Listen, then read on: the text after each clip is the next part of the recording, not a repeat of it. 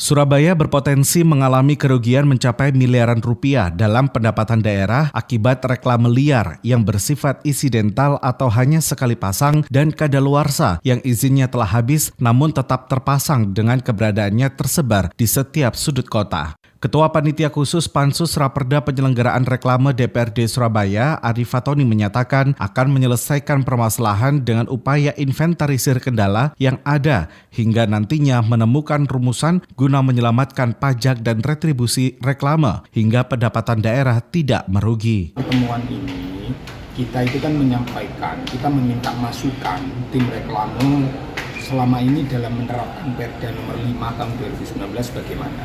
Nah, ternyata kan kita temukan fakta bahwa ada beberapa hal yang itu semakin menunjukkan kita ini sudah ketinggalan zaman. Jadi, contoh kawasan landmark itu yang sudah menjadi pusat jasa dan perdagangan, pusat bisnis yang berkembang dengan pesat. Tetapi kelas jalannya masih kelas 3. Akhirnya kan penerimaan pajak dan retribusi kita kan menjadi sangat kecil.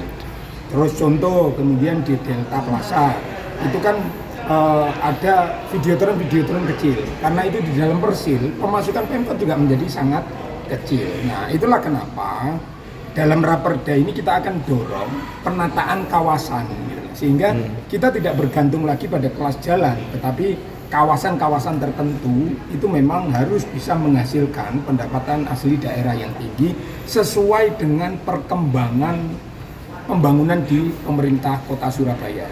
Surabaya Barat hari ini begitu pesat, itu menjadi pusat bisnis baru, tetapi pajak dan retribusinya masih rendah karena kelas jalannya masih kelas jalan 3. Nah, itu salah satu yang tadi kita diskusikan dengan tim reklame.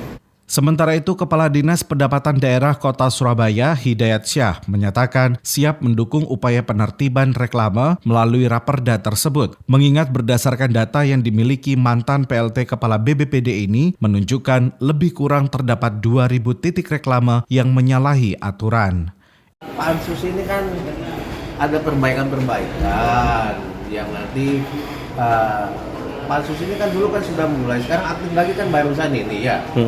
Jadi kita nanti langkah awalnya akan kita survei dulu, itu dulu. Nah, dari survei itu nanti bisa ada ada usulan apa yang memang nanti kita sepakati bersama. Contohnya salah satunya mungkin adalah kayak klasifikasi jalan. Adapun dalam komitmen awal Raperda Penyelenggaraan Reklame akan dilakukan pendataan, penertiban, hingga eksekusi penyegelan dan mencopot reklame. Wahyu Chan melaporkan.